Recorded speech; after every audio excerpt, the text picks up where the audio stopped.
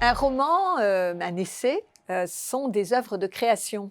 C'est mystérieux la création.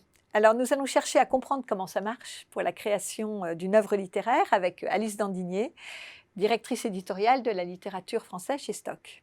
Bonjour. Bonjour Alice, merci d'être là.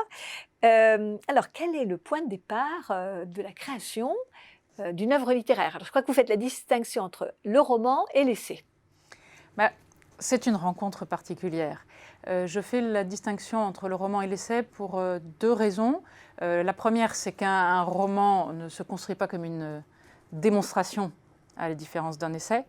Donc vous pouvez parler en amont d'un projet de roman, mais la discussion sera assez différente du projet d'essai. Et la deuxième raison, c'est que le roman est d'abord une œuvre d'imagination, d'émotion, pendant que l'essai explique, démontre ça. Et donc, vous ne partez pas en tant que lecteur de la même manière pour un roman et pour un essai. Un éditeur peut donner une idée d'essai ou voir une commande, enfin un cadre, il ne le fera pas pour un roman. Si, on peut tout à fait donner une piste de roman. Bon, d'accord. Mais après, il faut éviter d'abord de se mettre à la place de l'écrivain, parce qu'un éditeur n'est pas un écrivain. C'est un distinguo absolument fondamental. Et puis, deuxièmement, quand vous lisez un manuscrit, il vaut mieux éviter d'avoir des idées préconçues, parce que sinon, ça ne va pas marcher. Alors, l'image d'Épinal des manuscrits, je crois que vous recevez un nombre incalculable de manuscrits, les Français adorent écrire.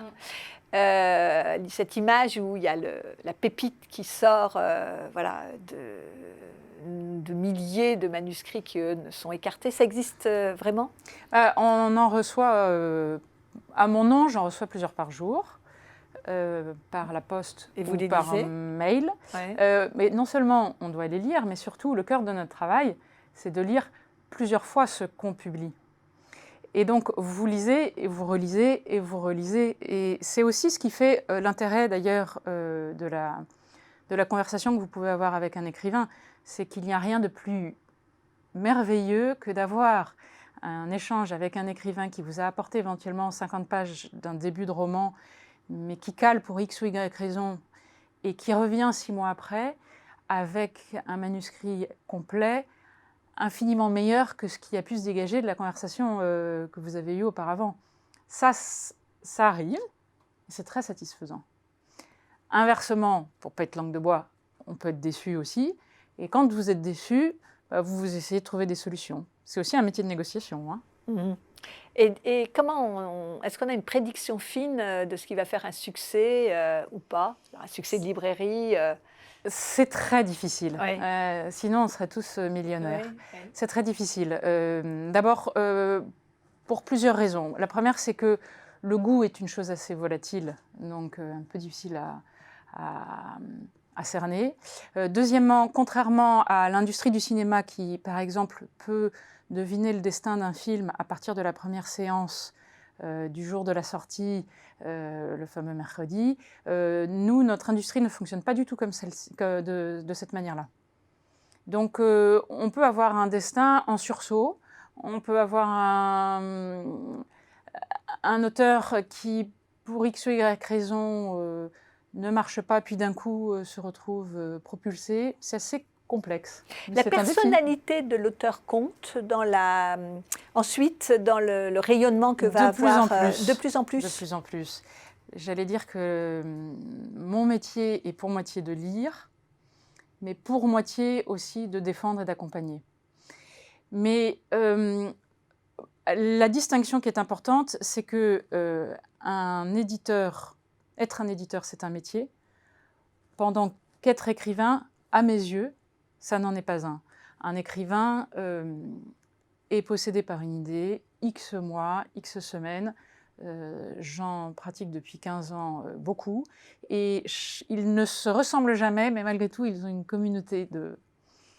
Et ils peuvent travailler tous les jours aux mêmes heures. Ce n'est pas une question de métier.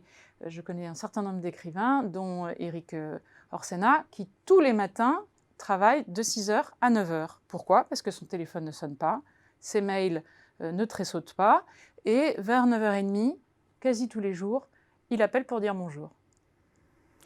Et en fait, c'est à ce moment-là que la phase de création se fait.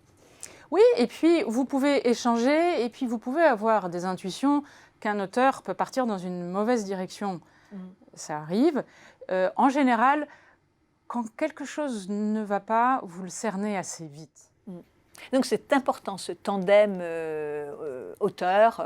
Oui, c'est une complémentarité un peu mystérieuse, assez intime. Un cheminement intellectuel. Un cheminement intellectuel. Je résiste à la tentation un peu psychologisante de dire rencontre amoureuse, etc. Moi, j'y crois pas du tout.